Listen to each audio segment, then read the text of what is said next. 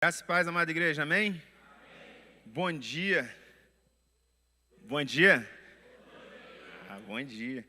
Dá um bom dia também para quem está do seu lado, atrás de você, na sua frente. Se tiver alguém embaixo do banco, dá bom dia também. Na graça e na paz do Senhor Jesus. Amém? Todos acordados? Todos animados? Mais ou menos? Bastante? Amém. Vamos para mais uma aula, mais uma lição da nossa maravilhosa Escola Bíblica Dominical. E nós estamos na lição de número 3. Se encontra aí, se você está com a revista, ela se encontra na página 14. Lição de número 3. E o tema da nossa lição de hoje é Sansão e os perigos da unção sem domínio próprio. O autor da nossa lição é o pastor Elton Batista de Mello.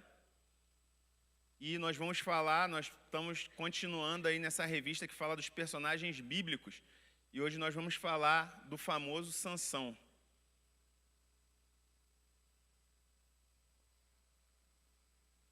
E o nosso texto bíblico inspirativo, ou os textos bíblicos inspirativos, se encontram no livro de Juízes, no capítulo 16, dos versículos 20 ao 30, começando aí no finalzinho da página 14 e seguindo para a página 15, tá? Então, como de costume, vou pedir para uma irmã e um irmão estarem fazendo essa leitura desses textos aí, começando por uma irmã, Juízes 16, 20.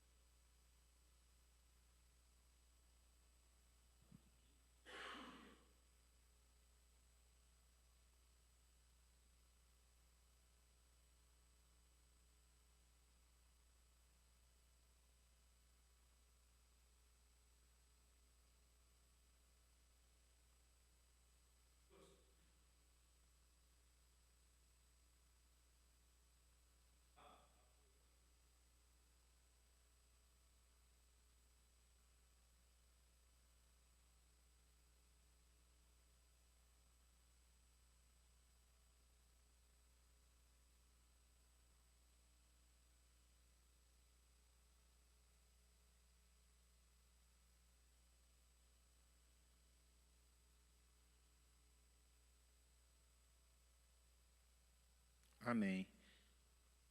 Esse aqui é o texto já do final da vida de Sansão. E apesar de ter um desfecho heróico, um desfecho épico e tudo mais, a gente vê que, pelo menos para mim, é um texto triste. É um texto pesado, um texto pesaroso, é um final melancólico.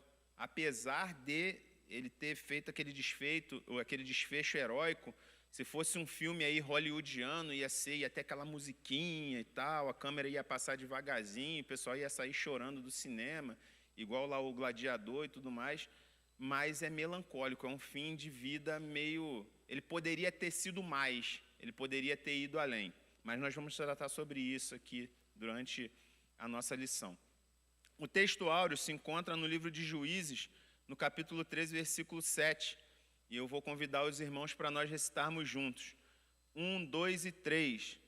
Mas ele me assegurou, você engravidará e dará à luz a um filho.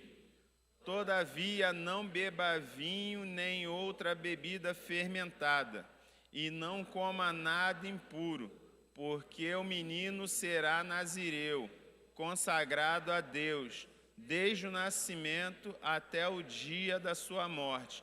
Juízes 13, 7. Amém? Você pode mais uma vez orar comigo, fechar seus olhos nesse momento? Vamos mais uma vez clamar ao Senhor que Ele esteja conduzindo, dirigindo essa aula. Senhor Deus, em nome de Jesus, Senhor, nós queremos nesse momento te agradecer pela oportunidade de estarmos aqui na Tua casa, aprendendo mais da Tua palavra. Que o Teu Santo Espírito ministre, Senhor Deus, nos nossos corações. Queremos declarar, Senhor Deus, a nossa total dependência do Senhor nesse momento. Que seja o Senhor falando aqui à Tua igreja, aos Teus filhos, ao povo que o Senhor escolheu. Aqui somos Teu povo, Senhor Deus, ovelhas do Teu rebanho, ovelhas do Teu pastoreio. Por isso pedimos que a voz do Senhor se manifeste aqui nesse lugar, a voz do Senhor fale aos nossos corações, a voz poderosa do Senhor derrube todas as barreiras em nosso coração, Senhor Deus, e todas as barreiras em nossas mentes. Senhor Deus, em nome de Jesus, se há alguma mente aqui nessa manhã cauterizada, com dificuldade de ouvir a Tua voz, de obedecer a Tua palavra, queremos repreender essa ação do inimigo em nome de Jesus.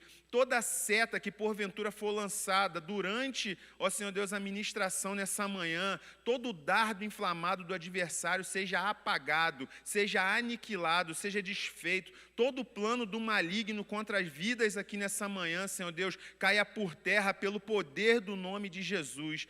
Pai, e que todas as vozes, as mentes, Senhor Deus, todas as vozes do mundo, todos os sofismas, Senhor Deus, se calem e somente a Tua voz seja ouvida aqui nessa manhã, em nome de Jesus. Amém.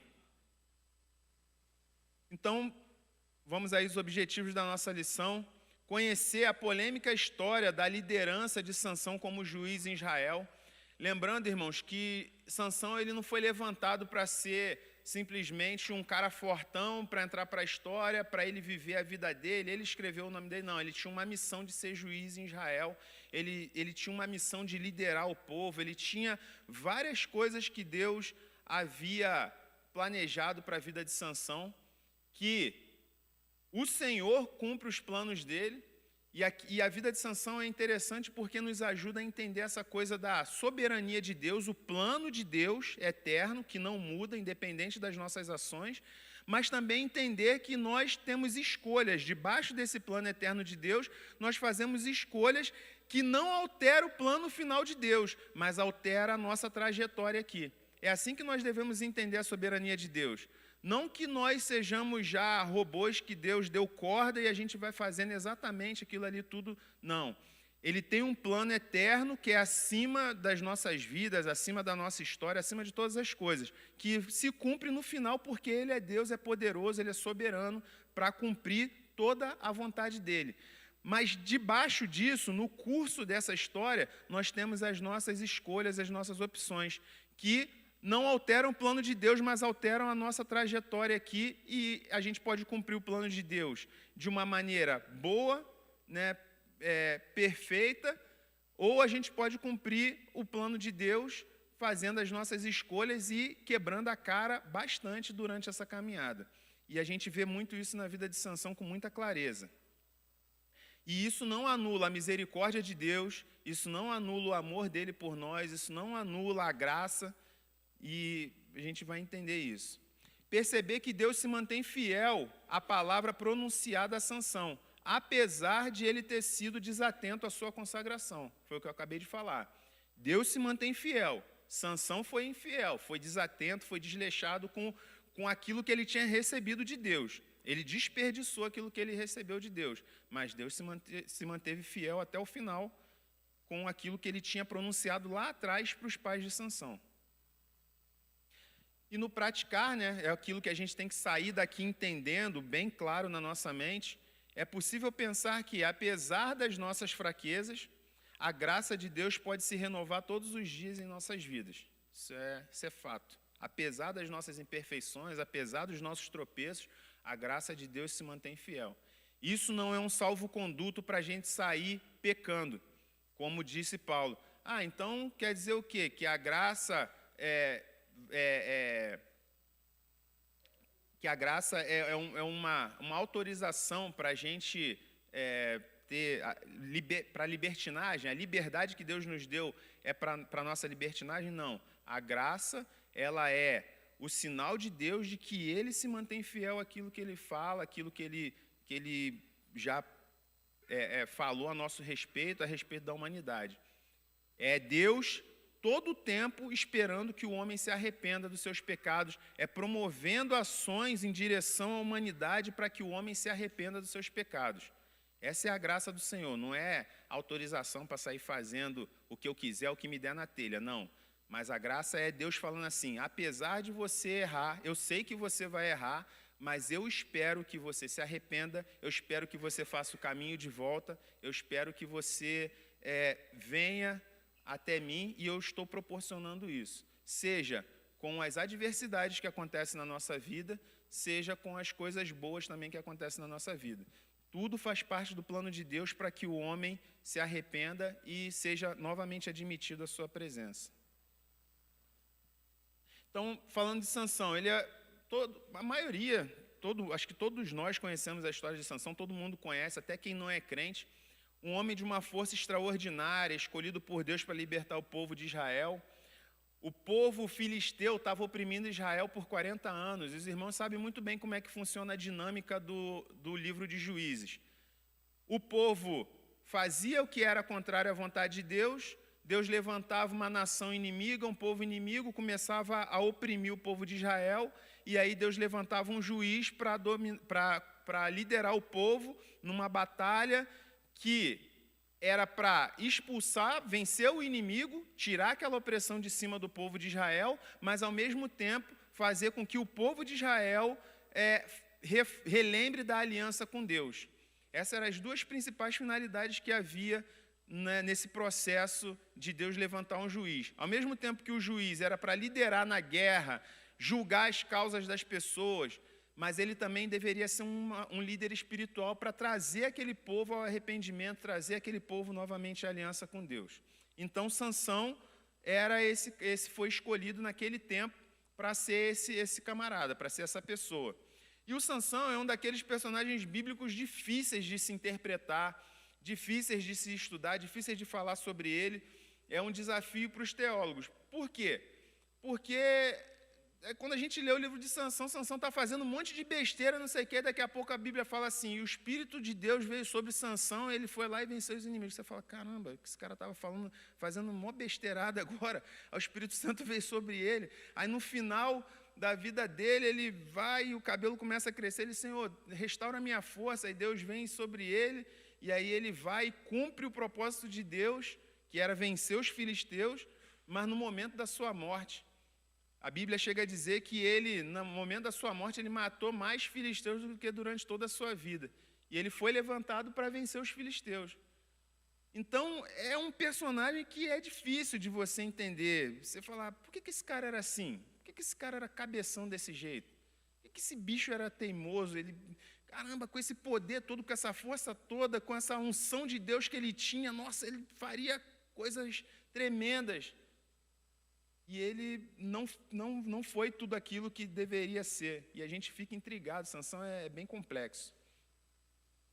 E ele também era muito conhecido pela sua criatividade. O cara mata um exército com uma queixada de jumento, com uma queixada de burro. Ele pega lá um monte de raposa, taca fogo no rabo das raposas, solta na plantação lá dos filisteus e queima tudo. Então, Sansão era um cara que ele fazia um negócio que ninguém esperava que ele fosse fazer, nenhum outro personagem bíblico fazia essas coisas. Foi lá, os caras mataram a família da mulher, ele vai lá, pega e arranca a porta da cidade, carrega, não sei para onde. O cara Mas, apesar das suas virtudes, ele também é conhecido pela sua fraqueza por mulheres e sua tendência a ceder às tentações. Sansão, ele era muito fraco como mulher e a sua personalidade, a sua índole era muito fraca. Ele era eu vejo Sansão como um bebezão, aquele cara grandão, forte pra caramba, mas muito infantil. Qualquer coisinha, ele viu uma mulher da Filístia lá, uma filisteia. Ah, pai, me apaixonei por ela. Pai, meu filho, mas não tem ninguém aqui no povo. Não, eu quero essa. Aí bate pezinho, eu quero essa. E tem que ser aquela do povo inimigo de Israel e tal. Era um crianção, um cara que não amadureceu, um cara que não cresceu. Só tinha força, era grande e bobo, era o famoso grambole, né? Grande e bobo. Porque era muito forte, mas não se dominava. E a primeira coisa que a gente tem que dominar, irmãos, é a gente mesmo. São as nossas emoções, os nossos impulsos. Se a gente não se dominar, a gente pode ganhar uma cidade, pode ganhar tudo na vida, mas a gente não tem domínio próprio, a gente perdeu a guerra. Se a gente perder a guerra interna da mente e do coração, a gente perde todas as outras guerras. Por isso que Sansão falhou, ele não tinha esse domínio próprio. Ele não controlava os seus impulsos. E aí, como o autor fala, embora conste na galeria dos heróis da fé, ele falhou.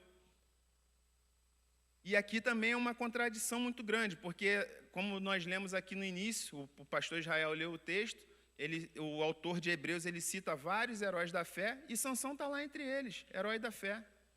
Assim como vários outros personagens bíblicos, assim como o próprio Davi, herói da fé. E assim como eu e você. Sansão era tão humano quanto eu e você. Ele tinha falhas, ele tinha defeitos, ele tinha unção de Deus, mas ele também tinha defeitos, ele tinha falhas, assim como eu e você. Mas então por que nós estamos aqui falando de Sansão e até tecemos críticas a Sansão? Porque somos melhores que eles? Não, porque a palavra de Deus diz que tudo que está registrado é para o nosso ensino. Então a vida de Sansão, ela serve para o nosso ensino, para que a gente não precise cometer os mesmos erros que o Sansão cometeu. Dizem por aí que a pessoa inteligente é que aprende com os próprios erros. O sábio é aquele que aprende com os erros dos outros. E o tolo é aquele que não aprende nunca com o erro de ninguém. Ele nunca aprende, sempre está fazendo os mesmos erros. Então, o inteligente, ele aprende com os próprios erros. O sábio, que é uma categoria superior ao inteligente, ele aprende com os erros dos outros, ele observa, olha, fulano já foi por ali, ali não é um bom caminho, eu vou seguir por aqui. Esse é o sábio. E o tolo é aquele que nunca aprende com nada. Não, é isso mesmo, é meu jeito, eu vou fazer assim mesmo e tal. Está sempre tacando fogo nas coisas, sempre quebrando porta, sempre derrubando copo, onde vai espalhar fator. Parece um elefante que entra numa loja de cristais. Onde vai, está sempre quebrando tudo e tal, queimando ponte, estragando relacionamentos. Esse é o tolo. E aqui o autor vai citar 4 erros principais da vida de Sansão para o nosso aprendizado. E o primeiro deles, o autor, ele cita que o primeiro erro de Sansão, talvez o maior deles, é confiar em si mesmo. Pois não, irmã Rosa? Esse 2. Ah, tá. Então, nós vamos fazer a oração aí do 10:2, tá? da nossa campanha de Lucas 10:2, onde o Senhor fala para nós rogarmos ao Pai para Ele enviar trabalhadores para a seara, porque grande é a seara e poucos são os ceifeiros. Oremos, irmãos. Pai, em nome de Jesus, nós oramos a Ti, Senhor Deus, e pedimos ao Senhor que o Senhor venha enviar, Senhor Deus, mais trabalhadores para essa seara, porque a seara é grande e poucos são os ceifeiros, Senhor Deus. Somos 8 bilhões de habitantes nesse planeta e, Senhor Deus, muito poucos ainda ouviram a Tua palavra, menos da metade, Senhor Deus. Menos de 1/3, talvez, tenha ouvido o Evangelho, e muitos ainda precisam ouvir da salvação, das boas novas. Senhor Deus, ouvir também que o Senhor é um Pai amoroso, mas é um Pai justo, e que no final dos tempos, Senhor Deus, há de julgar a todos, Senhor Deus, e existe uma condenação para o pecador, para o ímpio, para aquele que não se rendeu ao Senhor, aquele que não entregou a sua vida ao Senhor. Pai, em nome de Jesus, peço misericórdia a Ti, e que o Senhor levante, Senhor Deus, uma geração de homens e mulheres cheios do Espírito Santo, ó Pai, para pregar o Teu Evangelho a todas as nações, a toda criatura. Senhor Deus, que o Senhor use de todos os meios possíveis, Senhor Deus, a internet, todas as formas, para que o Evangelho chegue às pessoas, Senhor Deus, que estão sofrendo nesse mundo, longe dos Teus caminhos, Senhor Deus. Tem misericórdia em nome de Jesus. Amém. Então o autor, ele destaca, irmãos, voltando aqui para a lição, ele fala que a grande falha de Sansão está na falta de autodisciplina. Sansão, ele não se dominava. Tudo que ele tinha vontade de fazer, ele ia lá e fazia. Por que ele ia fazer? Porque ele tinha força. Ele confiava no seu braço, eu posso. Tem o portão da cidade lá. Por que eu não vou arrancar aquele portão e levar não sei para onde e jogar não sei o quê? Eu posso. Tem aquele exército lá de mil filisteus. Eu vou lá, vou arrebentar com aqueles caras lá e vou matar todo mundo com a queixada e tal. Ele fez uma aposta lá no dia do casamento dele, fez um enigma, e Sansão gostava de fazer essas piadinhas, esses enigmas. Eu penso que Sansão é tipo aquele crente assim que conta aquelas mentirinhas, sabe? Não sei o que, não, é mentira, não é verdade não, sabe? Está sempre fazendo aquelas brincadeirinhas. E aí ele faz um enigma ali com os 30 acompanhantes. Naquele tempo tinha esse hábito, você escolhia alguns acompanhantes para o noivo e tal, e aqueles caras ali iam festejar com o noivo. Ele lançou um enigma e fez uma aposta valendo 30 vestes de gala. Se eles adivinhassem, o Sansão tinha que pagar essas 30 roupas para eles, e se eles não adivinhassem, eles tinham que pagar 30 para o Sansão. O fato é que Sansão faz aquela aposta sem ter as 30 vestes para pagar para os caras. E aí os caras fazem lá uma tramóia, descobrem o enigma, e aí Sansão simplesmente sai e mata 30 caras e pega as roupas dos caras para poder pagar a aposta dele. Sabe, era um cara assim, desequilibrado, descontrolado. Ele não tinha autocontrole. Ele tinha dificuldade de lidar com esse poder dado por Deus. Há um tempo atrás tinha um comercial, acho que era da Goodyear, se eu não me engano, que falava assim: potência não é nada sem controle. Quantos lembram desse slogan aí? Potência não é nada sem controle. Ele mostrava um carro bem potente, um carro bonitão, não sei o que e tal, e que derrapava nas curvas e tal. E aí era um comercial de pneu, e aí ele falava da importância de ter um pneu bom no carro bom, porque não adiantava nada ter um carrão e um pneu ruim.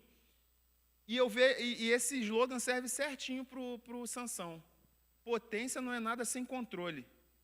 Poder de Deus não é nada se não tiver o domínio próprio, né? E hoje, no nosso contexto de Novo Testamento, da Era da Graça, potência não é nada sem domínio próprio. Unção, capacidade, habilidade, talento, não é nada sem o fruto do Espírito. Se a gente não desenvolver o fruto do Espírito, de nada adianta. Tinha força, mas não tinha estabilidade emocional para usar bem os talentos que o Senhor lhe havia dado. Um exemplo nos nossos dias, tirando um pouco do contexto de igreja, a gente vê muito isso com jogador de futebol, não é verdade? Sim ou não? Os caras muito novos, com 19 anos, 20 anos, fazem contrato aí para ganhar por mês 2, 3 milhões de reais, que ao final de um ano é um valor absurdo, quase 40 milhões de reais num ano. Meu ex-chefe, ele falava assim, cara, acima de 20 milhões já é dinheiro infinito. Ele falava, 20 milhões. Ele falou, 1 bilhão, então. O Messi aí fez um contrato, Cristiano Ronaldo, contrato aí para ganhar, sei lá, 1 bilhão por ano. 1 bilhão é dinheiro infinito. Não tem como acabar com 1 bilhão. Aí ele falou assim, e esses caras, eles muito novos, com dinheiro que eles podem comprar muita coisa. Não vou dizer que eles podem comprar tudo, que eles não podem comprar salvação, não podem comprar saúde, não podem comprar vida eterna. Mas eles podem comprar muita coisa. E aí a gente vê nas manchetes de jornais, fulano de tal se envolveu com a mulher, está sendo acusado de estupro, não sei o quê, está devendo a pensão, não sei quem bateu de carro, atropelou um homem, não sei quem, não foi preso. Várias e várias vezes. Por quê? Porque o ser humano não tem capacidade, muitas vezes, de dominar isso na sua mente, de que ele pode muita coisa com o seu dinheiro, ou com a sua capacidade, com a sua habilidade, ou, trazendo novamente para o nosso contexto de igreja, unção. Quantos homens e mulheres de Deus que começam com um ministério potência, arrebentando e pregando e fazendo e tal, e depois cai num profundo abismo, porque é difícil. Se a gente não se humilhar todos os dias debaixo da poderosa mão de Deus, pedindo a Deus misericórdia, principalmente esses que são exponentes, esses que são referência, se não se humilhar diante da potente mão de Deus, é difícil controlar essas coisas. E Sansão falhou nisso que Deus havia dado a ele. Embora fosse um homem ungido por Deus, a arrogância dominava as suas ações. Nunca mesmo confie em si mesmo. Maior falha do homem, é porque eu fiz. A gente conhece a palavra de Deus é cheia de recomendação de não confiar em si mesmo. A palavra de Deus diz, maldito o homem que confia no próprio homem, faz do seu braço, né, a força do seu poder e tal, confia no seu braço. Então, assim, nós somos todos os momentos alertados a não confiarmos em nós mesmos. No livro de Tiago fala assim, não fala que você vai fazer um negócio amanhã, que você vai lá em tal cidade, vai negociar, não. Fala, se Deus permitir, amanhã estarei lá. Então, por mais vontade que nós tenhamos de cumprir certos compromissos, nós não temos o poder de dar a certeza que vamos estar amanhã lá, porque a gente não sabe. Não é verdade? Então, hoje a gente acorda muito bem, mas amanhã pode acordar muito mal ou nem acordar. E aí, como é que a gente faz para cumprir aquele compromisso que a gente assumiu? E aqui, ao contrário de Sansão, eu citei o exemplo aqui de João Batista. João Batista foi um homem elogiado por Jesus a ponto do Senhor Jesus falar que ele, dos nascidos de mulher, nenhum foi maior que João Batista. Ou seja, Jesus estava dizendo que João Batista foi o maior homem, depois dele, o maior homem que pisou nessa terra. E João Batista não fez nenhum milagre, não efetuou nenhum milagre. Ele não fez um machado flutuar, ele não ressuscitou ninguém, ele, pelo menos não que esteja registrado na Bíblia. Tanto é que o apelido dele, o nome dele é João Batista, que o maior feito dele era batizar as pessoas. O batismo de remissão, batismo de arrependimento ainda. E não era nem o batismo com o Espírito Santo, que ele mesmo falava, eu não tenho esse poder, o que vem após mim, ele vos batizará com fogo. Eu batizo vocês nas águas, mas o que vem depois de mim é que batiza com fogo. Então, o mérito dele era pregar, as pessoas se arrependerem, talvez as pessoas chorarem ali, porque eu acredito que as pregações de João Batista devia fazer a gente se sentir o maior verme de todos, porque era arrependei-vos, porque é chegado o reino dos céus, raça de víboras e tal, era daí para baixo. Então, era uma pregação para fazer a gente realmente reconhecer a nossa pequenez e ali querer se batizar para arrependimento. E era isso. E Jesus fala que esse cara foi o maior homem, ele não orou, não caiu fogo do céu igual a Elias, ele não fez nada disso. Mas por que Jesus fala isso de João Batista? Eu vou pedir para alguém, para um irmão ou uma irmã, abrir no Evangelho de João, no capítulo 1, versículo 19, e uma outra pessoa abrir em Lucas 7, 27 e 28. João 1, 19 ao 23 e Lucas 7, 27 ao 28. Quem abrir aí, levanta a mão, por favor, que o irmão Moisés vai alcançar o microfone para a gente acompanhar a leitura. Alguém que queira ler? Lá atrás, a irmã Ivone.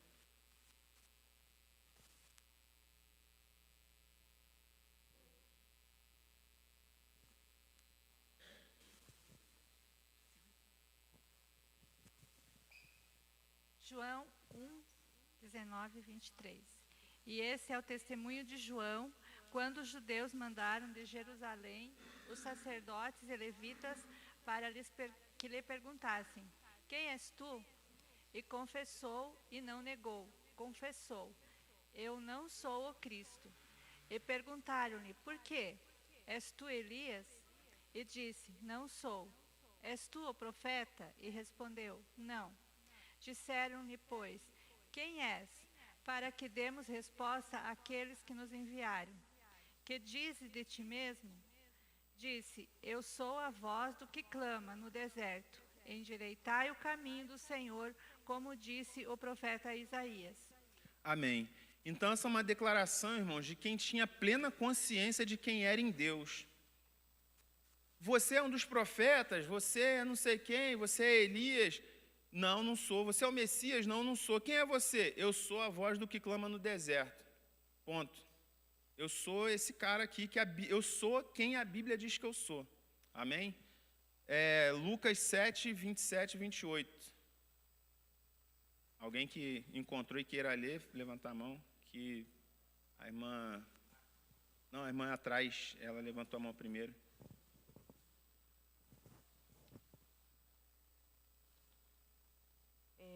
Lucas 7, 27 e 28. Este é aquele de quem está escrito: Eis que envio adiante de você o meu mensageiro, o qual preparará o caminho diante de você. Eu lhes digo, entre os nascidos de mulheres, ninguém é maior do que João, mas o menor no reino de Deus e maior do que ele. Amém. Então, Jesus está falando assim, ó, dos nascidos de mulher, ninguém é maior do que João. Por quê? Esse é o que vai adiante. A missão dele era ir adiante do Messias. A palavra de Deus diz que quando o Senhor viesse, antes do Senhor vir, todos os caminhos tortuosos seriam retificados, todo o vale ele seria levantado, né? E todo monte ele seria aplanado. Ou seja, era aquele que ia retificar os caminhos para que o Messias pudesse caminhar. É esse, e ele tinha a noção exata da missão dele, e ele cumpriu cabalmente a sua missão até o ponto de ser decapitado pelo rei Herodes.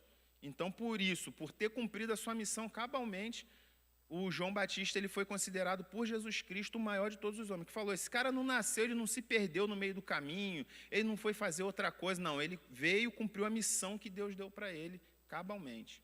Amém, irmãos? Alguma dúvida até aqui, alguma participação, irmã Rose? Olhando para a história de Sansão, nós percebemos que ele confiava inteiramente nele mesmo. Nós não vemos ele dando nenhum mérito para Deus. E ele transgrediu todas as leis de Deus possíveis, né? Ele transgrediu. E esse episódio aí das 30 vestes lá do enigma de Sansão, ele confiou tanto nele mesmo que ele imaginou que ninguém ia descobrir o enigma dele. Por isso ele não preparou 30 vestes, caso ele perdesse a aposta, né? Ele confiava que era ele o cara e pronto. Mas o que a gente vê é ele transgredindo a lei de Deus. Então, a confiança dele estava nele mesmo. Ele mata um leão, depois de um tempo ele passa lá e ele vê que abelhas fizeram mel na carcaça do leão. Ele come, um nazireu não podia tocar cadáver, ele vai lá e come daquele mel. Ele vai, ele bebe, estava proibido antes dele nascer, nem a mãe dele poderia beber. Ele procura prostitutas, se casa com uma filisteia, né, que não era permitido, 2 vezes, né? Não era permitido para o povo de Deus, então ele vai transgredindo a lei de Deus. E aí enigmático para nós, né? Sansão foi salvo. Nesse último momento, ele estava arrependido de tudo, por isso ele pediu misericórdia de Deus para destruir os filisteus, ou ele só queria se vingar por causa dos olhos dele. Então, a gente vê assim, era autoconfiante, né? Só dependia dele mesmo, eu faço do jeito que eu quero.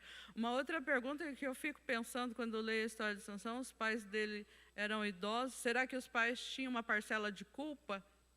Como criaram ele, a educação que ele recebeu? Ele podia tudo, porque ele era fortão, né? mas ele nunca reconheceu que ele era um instrumento de Deus que foi levantado, né, por Deus para dar livramento do povo.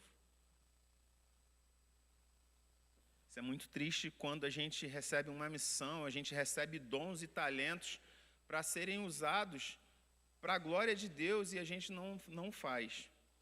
Amém? Mais alguém gostaria de alguma participação? Posso seguir? E aí o autor deixa a pergunta: por que certas pessoas com dons e talentos podem se comportar como se estivessem acima do bem e do mal? E como isso pode ser evitado em nossas vidas?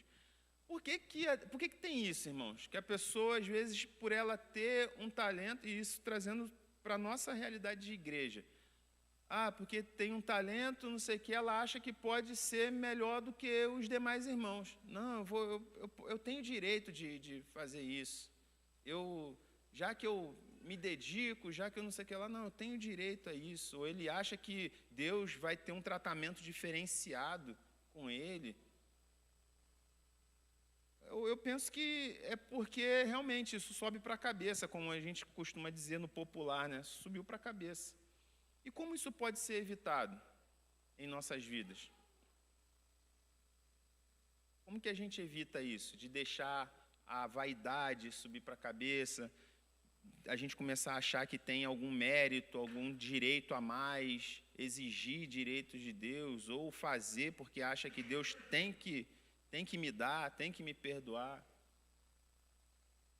Penso que a gente olhando para Jesus, né? Aquela palavra: tende vós o mesmo sentimento que houve em Cristo Jesus, que ele, mesmo sendo Deus, não usou de usurpação ser igual a Deus, mas antes mesmo se esvaziou, tomando a forma de servo e indo até a morte de cruz. Não tem outro jeito, é seguir o modelo de Cristo. O Filho de Deus, ele tinha todo o direito e poder e autoridade para fazer o que ele quisesse, mas ele foi obediente ao Pai, ele se humilhou, ele se esvaziou. E se a gente não seguir esse passo, aí qualquer outro caminho que a gente tomar, a gente cai. É esse o modelo, é esse o caminho. Amém?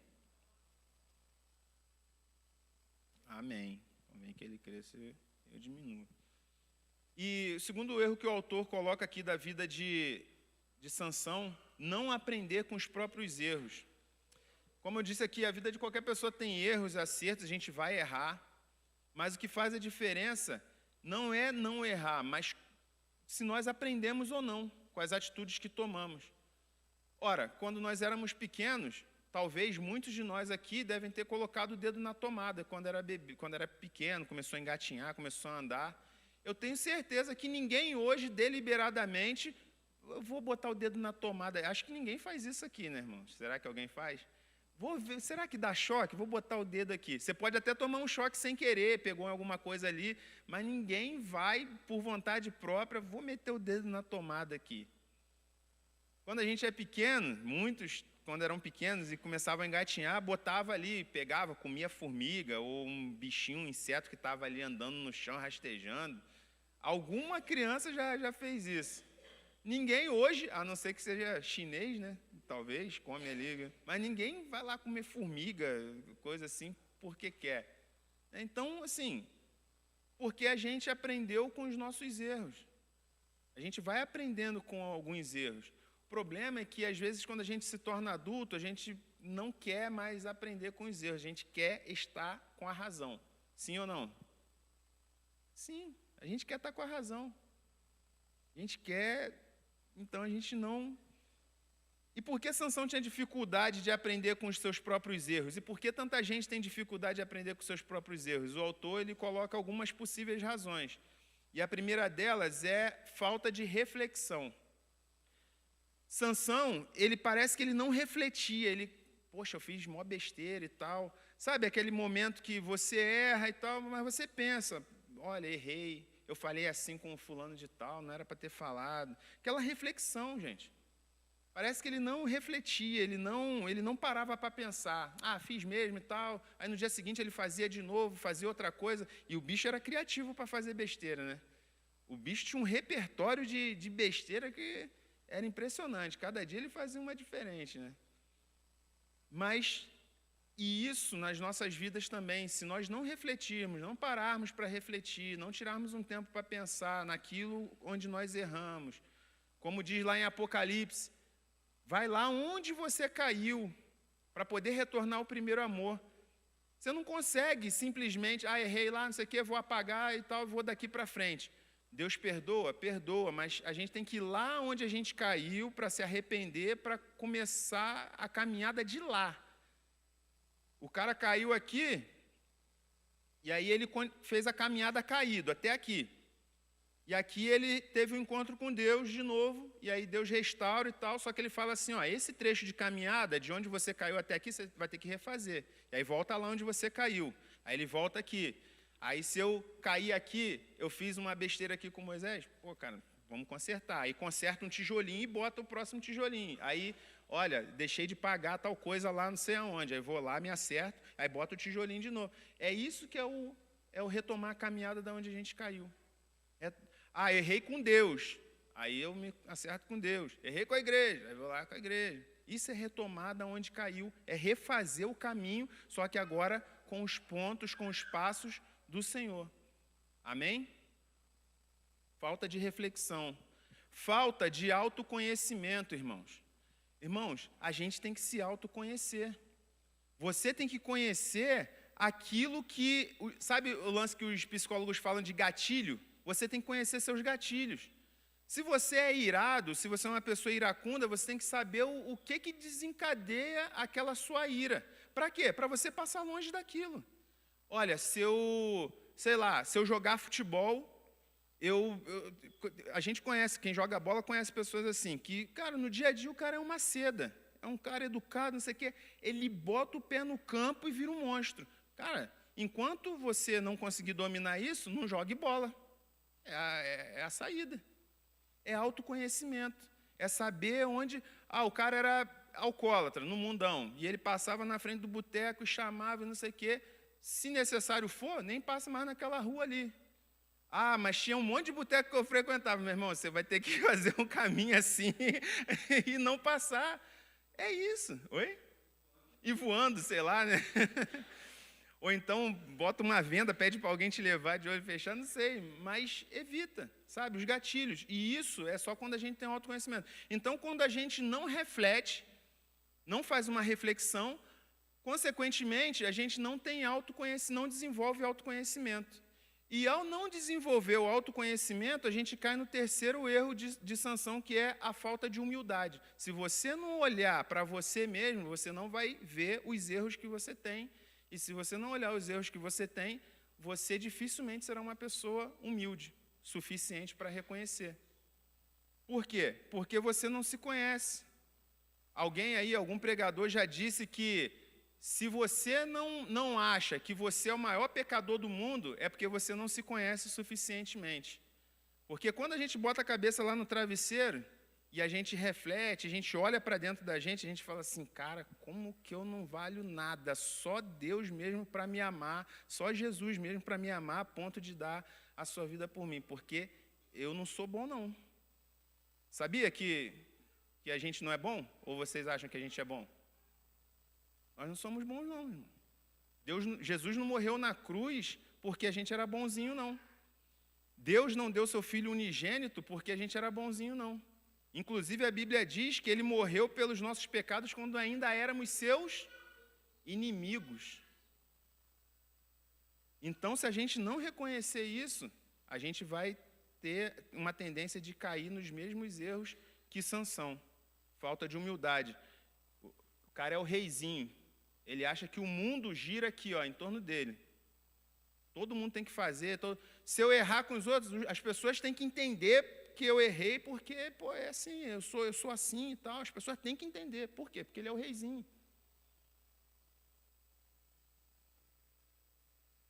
Só um minuto. Essa questão da autorreflexão, do autoconhecimento, às vezes a gente não vai se dar conta disso. Às vezes a gente tem dificuldade de enxergar isso na gente. Mas Deus usa, assim, pessoas, o cônjuge, amigos, e a gente tem que observar o que as pessoas falam. Às vezes é uma crítica, você não vai gostar de receber, você vai achar, não é isso. mas reflete acerca de uma opinião de alguém, porque às vezes você não está enxergando aquilo. Isso é importante a gente refletir também, né? É verdade. Quem é que gosta de ser criticado, irmãos? De verdade. Quem é que gosta de receber crítica?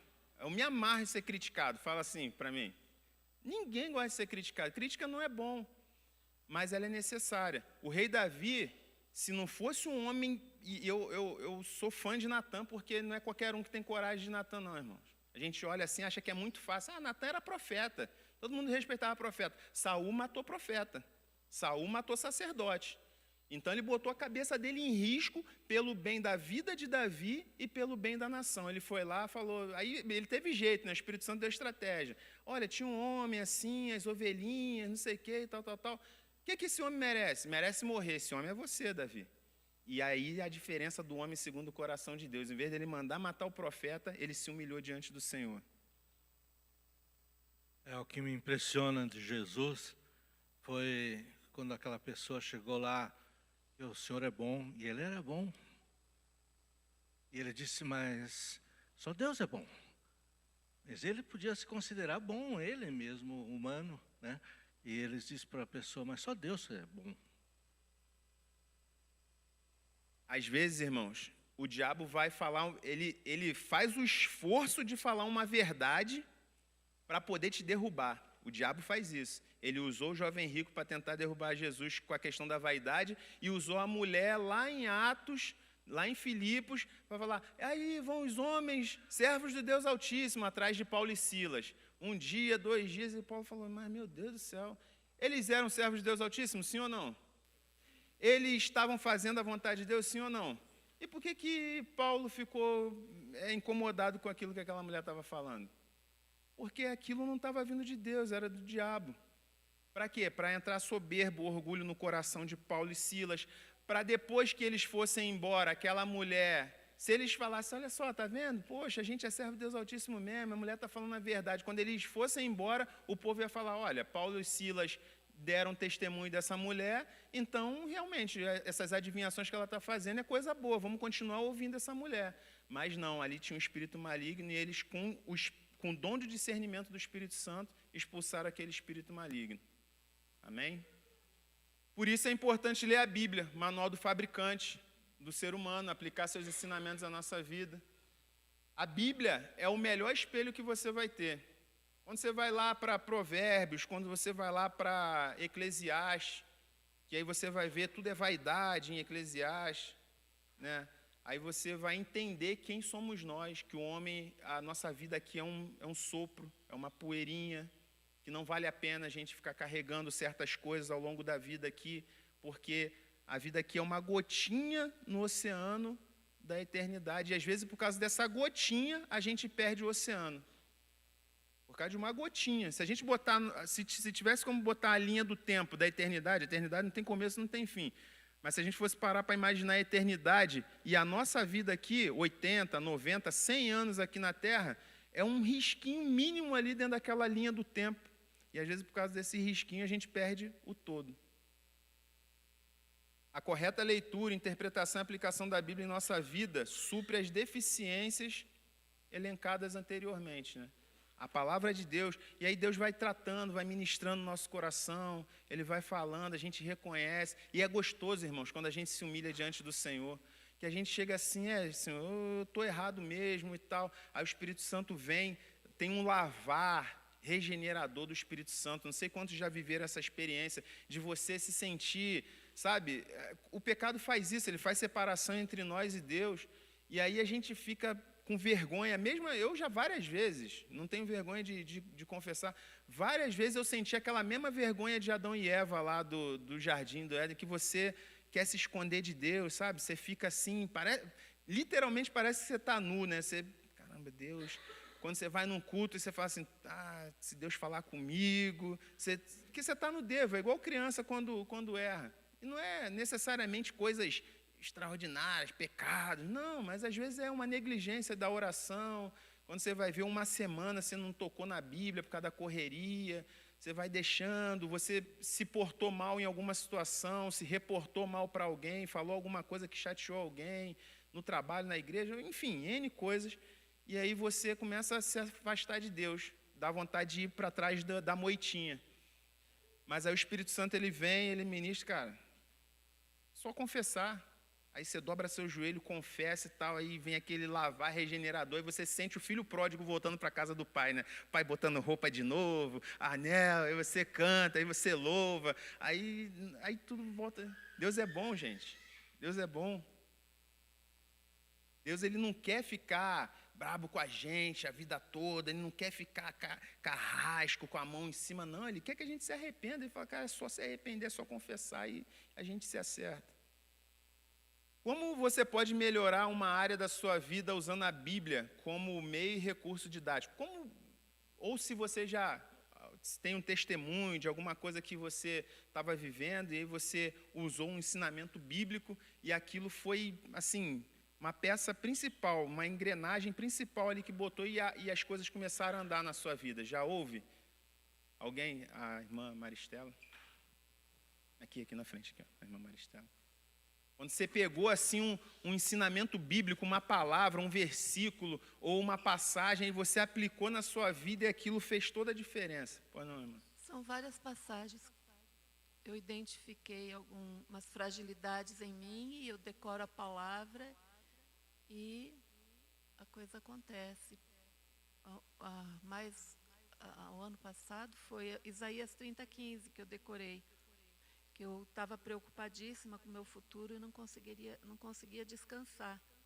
Aí eu fiquei várias vezes falando, porque assim diz o Senhor Deus, o Santo de Israel, em vos converterdes e sossegardes está a vossa salvação, na tranquilidade, na confiança, a vossa força.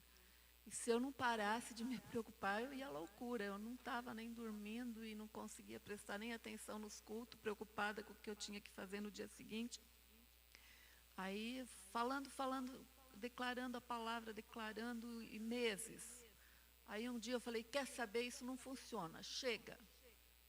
Aí, naquele momento, eu senti saindo da minha alma a palavra e indo para o Espírito. E eu acalmei, relaxei, amém. Eu senti aquele descanso de Deus que eu não estava conseguindo. Amém, amém. Louvado seja o nome do Senhor. Mais alguém? Gostaria? A irmã Maria. Irmã Maria, né? Maria Gomes? Acertei, viu?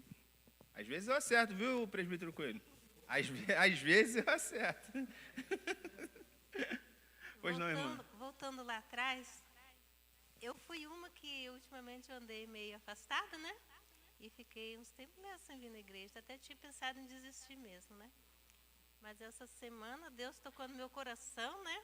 E eu liguei para o pastor Lessa. Pastor, eu estou até envergonhada, né, de conversar contigo. Aí ele falou, irmã Maria, você nunca afastou da igreja, o teu nome está lá. Eu não te desmembrei, não. Nós estamos aqui contigo. E aqui está eu de novo, né? Amém. Louvado seja o nome do Senhor. E é isso, irmãos. Não deixe o diabo mentir no seu coração, não. Não deixe o diabo botar mentira, dizer que ninguém te gosta, ou você não merece, ou você, já que você está fraco mesmo, botar a vergonha. Como é que eu vou voltar? Poxa, tem uma semana, tem um mês que eu não vou na igreja, como é que eu vou voltar? Né? É esse sentimento, né, que o diabo vai colocando, a vergonha de... Parece que quando você pisar ali na porta, todo mundo vai olhar e saber exatamente quantos dias a senhora deixou de vir. E isso tudo é mentira do diabo, é tudo mentira do inimigo para nos afastar da comunhão. Louvado seja o nome do Senhor. Terceiro ponto aqui que ele destaca da vida de Sansão é que Sansão ele apenas reagia ao invés de liderar. Irmão, Sansão foi levantado para quê naquela nação? Diz para mim, qual era a função dele? Juiz. Ele foi levantado para ser juiz. E o que os juízes faziam naquele tempo, que a gente falou aqui no começo? Liderava o povo, liderava nas guerras, julgava as causas do povo, intercedia a Deus pelo povo. Na leitura, se você já leu Juízes 13, 14 e 15, que é a vida de Sansão, em que momento você viu Sansão orando, intercedendo a Deus pelo povo? Senhor, tem misericórdia desse povo. Que momento que você viu Sansão liderando o exército de Israel? Vamos lá, reúna 300 homens, 500. ou 2, ou 1 que seja, vamos lá lutar contra os filisteus. Que momento que Sansão fez isso? Que momento que Sansão falou assim, não, eu fui levantado para isso, essa minha força aqui não é para eu ficar usando para meu bel prazer, não. Deus me deu essa habilidade aqui, essa capacidade é para livrar o povo, para lutar contra os filisteus. Eu vou lá lutar porque eles estão oprimindo o povo. Não, todas as vezes que Sansão lutou contra os filisteus, era por causa dos seus interesses particulares. Porque o filisteu queimou a casa da sua sogra, porque o filisteu não sei o quê, porque o filisteu furou o olho dele e ele estava lá na roda da moenda. Ele nunca lutou pelos propósitos do povo de Deus. Ele lutou as suas próprias guerras. Mas, apesar disso, Deus usou as guerras de Sansão para fazer um benefício para o seu povo. Mas o ideal, o que Deus tinha de ideal para a vida de Sansão é que ele fosse um juiz, que ele fosse referência. Então, Sansão, ele não era proativo, ele não ia de encontro ao problema. Ele só reagia quando o problema batia na porta dele. Ele não agia de forma consciente e intencional, ele não tinha intenção de fazer aquilo, ele fazia por acaso. Ele fazia o bem simplesmente por acaso, não porque ele foi lá com a intenção de fazer, de libertar o povo, não. E alguns benefícios de ser proativo, né? Aqui é o paralelo entre uma pessoa proativa e uma pessoa reativa. Sansão era reativo, ele só reagia, ele não era proativo. E os benefícios de ser proativo, maior controle. Quem é proativo acaba tendo controle de algumas situações. As coisas não fogem do controle com facilidade. Ao tomar iniciativa de agir de forma proativa, as pessoas têm controle sobre suas vidas e podem tomar decisões baseadas na palavra de Deus, debaixo da direção do Senhor, mas ele se antecipa ao problema. Aquilo não vira um monstro, não começa a incendiar, pegar fogo, e aí que ele vai chamar os bombeiros, não.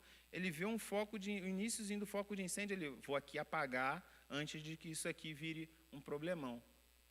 Quando a gente, voltando lá atrás, no ponto 1, de autoconhecimento e disciplina pessoal, é isso, no nosso coração. Quando você se conhece, você olha para o seu coração e você fala, o inimigo está querendo usar isso aqui como raiz de amargura na minha vida. O inimigo está querendo usar isso aqui, uma pontinha, quando já começa, você fala, opa. Quem tem, por exemplo, depressão, já teve, né, ou está tratando, está lidando com isso, tem que ter esse autocontrole, esse autoconhecimento, porque sabe quando começa a vir uma tristeza sem motivo, começa a vir uma inquietação, um negocinho que você já sabe, é o inimigo querendo trabalhar na sua mente. O que você faz? Vai para o joelho. Vai para o Senhor. Senhor, repreende esse mal, eu repreendo em nome de Jesus, porque você se antecipa ao problema. Então, a pessoa proativa, ela não deixa as coisas descambarem tudo para depois começar a juntar os cacos, não. Antes de quebrar, ela está prevenindo. Maior responsabilidade. Ser proativo é ter responsabilidade. Responsabilidade com as vidas que o Senhor colocou em suas mãos, é responsabilidade com a sua família, responsabilidade com a obra de Deus. Você não pode fazer as coisas de qualquer jeito, né? Então, se você é uma pessoa proativa, ela se antecipa porque ela tem esse senso de responsabilidade. Melhor resolução de problemas. Tem um ditado popular que diz que é melhor prevenir do que remediar. Uma pessoa proativa é essa, é a pessoa que previne antes de remediar. Então, antes de eu ter que fazer consertar um monte de coisa, eu posso prevenir, eu posso me antecipar ao problema. Maior confiança. A pessoa proativa, ela tem confiança. Por quê? Porque ela coloca a sua vida no Senhor e ela age diante ou debaixo da direção do Senhor e ela vê resultado, ela vê fruto do seu trabalho. Então, isso gera confiança. Isso gera confiança não em si, como o Sansão tinha. Eu tenho confiança no meu braço, não. Eu tenho confiança no Senhor, porque o Espírito Santo está conduzindo a minha vida, está conduzindo as coisas que eu estou fazendo. E tem maior poder de influência. Quem é proativo, que se antecipa aos problemas, que se programa, que se planeja, que tem a sua vida ali pautada na palavra do Senhor e está sempre com as coisas no seu devido lugar, ela tem a capacidade de influenciar, ela inspira pessoas, ela inspira a nova geração, a sua palavra é ouvida quando ela fala. A gente não dá ouvido para qualquer pessoa, a gente dá ouvido à pessoa que inspira confiança, sim ou não? E para inspirar confiança, a gente tem que ser proativo. O cara que sempre está deitado na rede, aí agora caiu o telhado da casa, aí que ele vai levantar para fazer, aí volta para a rede, aí não sei o que, não sei o que. Essa pessoa não inspira confiança. Ele vai te dar conselho de alguma área da vida, você vai falar, cara, infelizmente não é referência para eu ouvir um conselho de alguém assim, sim ou não?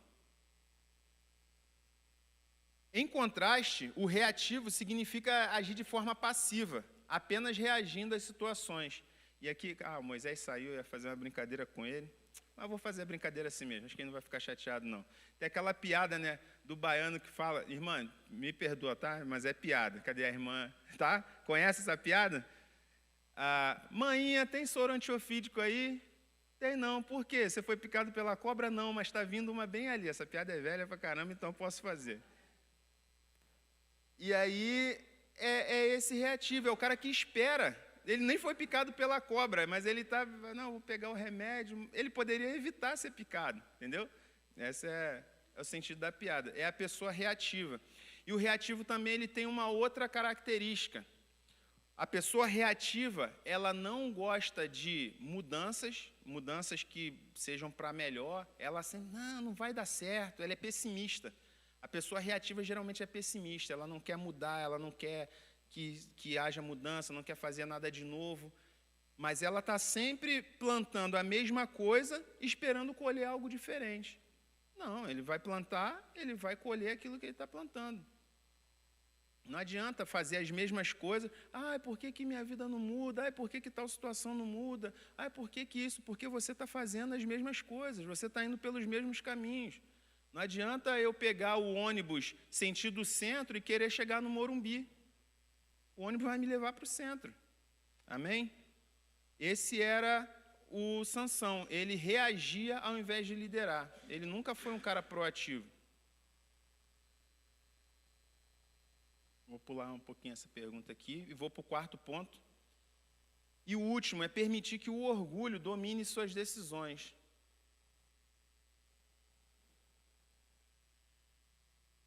Queria fazer uma observação sobre o Sansão. O Sansão ele era dominado pelas paixões. A gente tem a alma e o espírito, né? Na alma estão os desejos, emoções, e as verdadeiras cordas que prendiam a Sansão eram os seus desejos, as suas emoções, onde no espírito que a gente se conecta com Deus, onde está a intuição, né?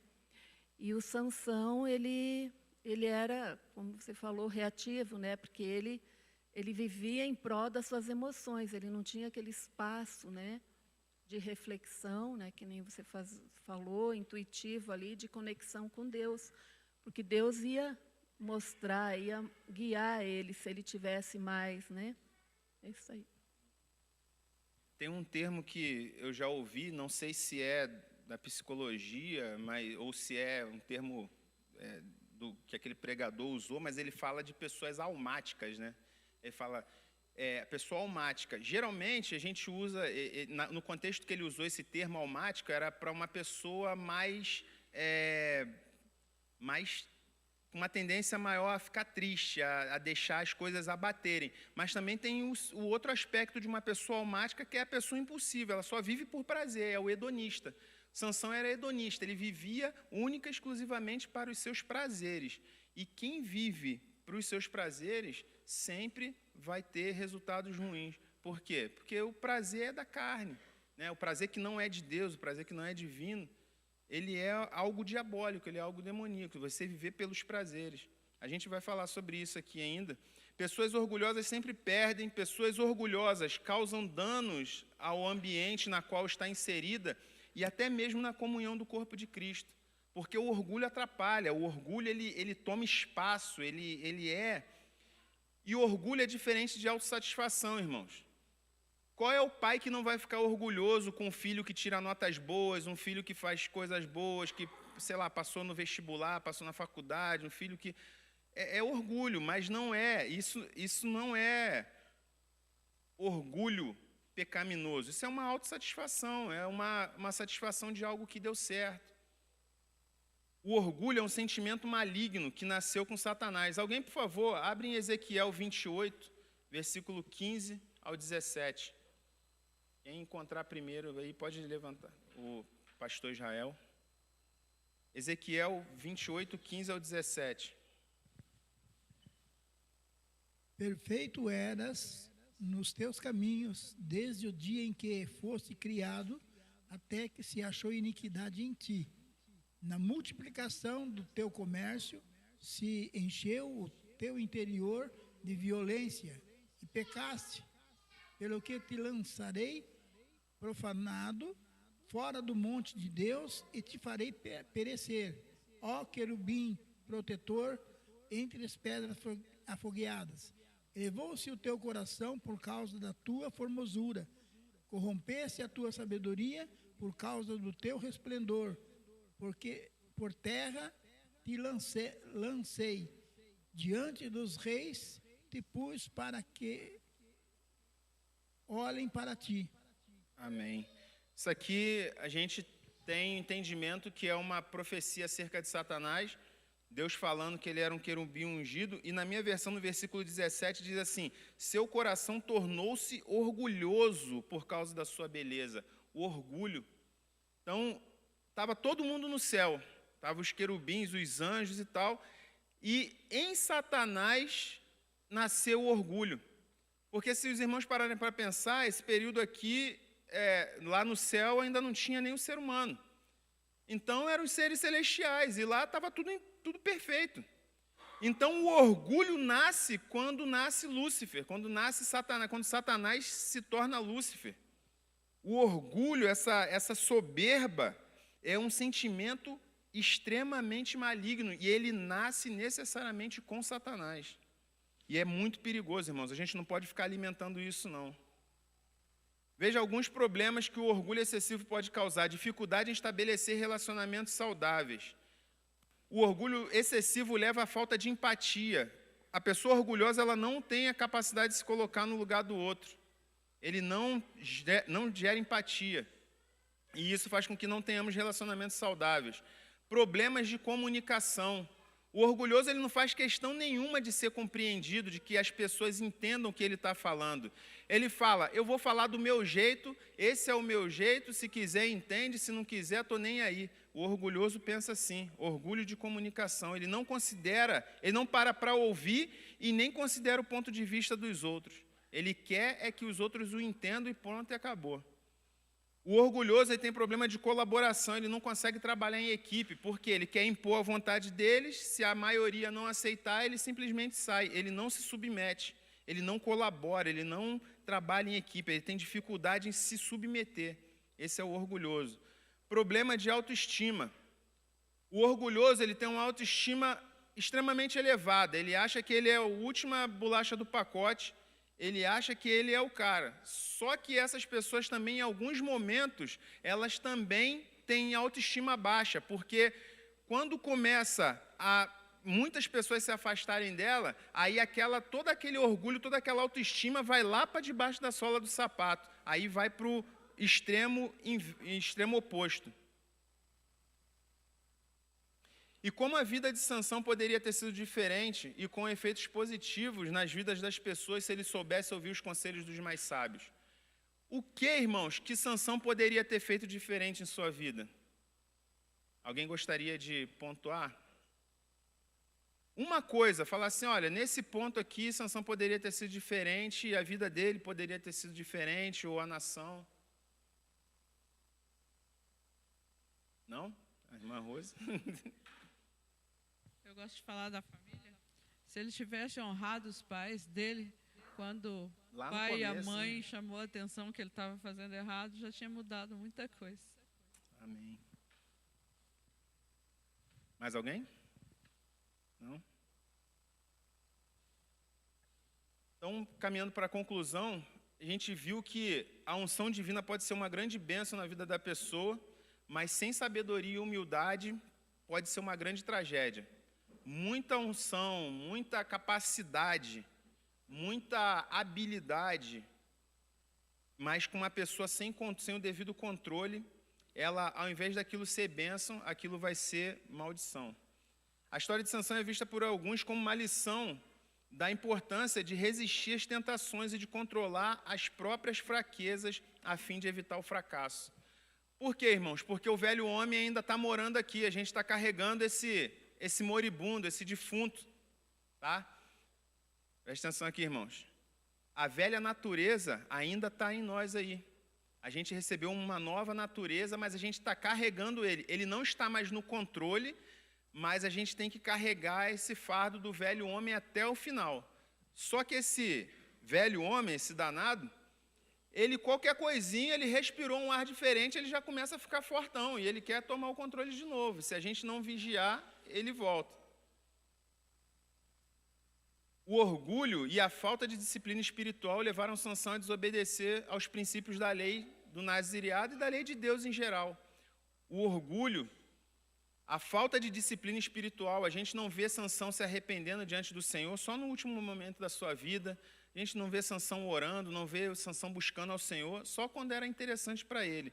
Então, essa falta de disciplina espiritual levaram Sansão para o buraco. E a história de Sansão nos ensina que os dons não são garantia de que podemos fazer as coisas do nosso jeito, sem a instrução ou permissão do Senhor. E eu vou um pouco além, irmãos. Dons não são garantias de caráter transformado. Amém?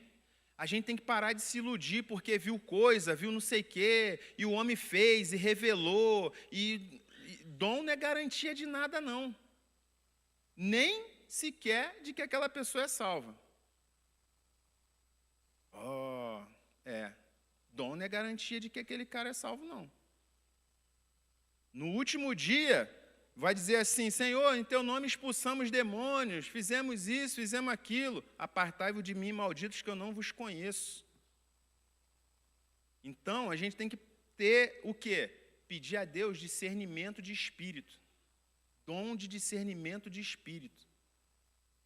Para a gente saber se aquilo realmente é de Deus ou se não é. Para a gente parar de cair em certas armadilhas aí que tem se apresentado ao longo da carreira cristã. A gente tem visto muita gente. E pelo fato de hoje um cara estar caído, não quer dizer que um momento atrás ele não era sincero também, não. Às vezes ele estava na sinceridade, em algum momento da sua vida ele caiu, e está caído no momento, e não quer dizer que Deus não possa restaurá-lo. A misericórdia de Deus está aí para isso, a graça está aí para isso, para nos restaurar a partir do momento em que a gente se arrepende dos nossos pecados. Amém? A vida de Sansão é a prova disso. Deus, qualquer momento que o homem se arrepender, ele abraça de novo, ele recebe de novo na sua presença, coloca o anel no dedo, ele coloca vestes novas e ele faz uma festa. Quantas vezes forem necessárias enquanto a gente estiver nessa caminhada aqui nessa terra. Amém, irmãos? Então, o que fica para a gente é que a vida de Sansão ela tem que ser um ensinamento para a gente tirar coisas boas da vida de Sansão, ensinamentos, evitar os erros que Sansão evitou, para que tenhamos uma vida frutífera na presença de Deus aqui nessa terra, uma caminhada cristã mais equilibrada, tá bom?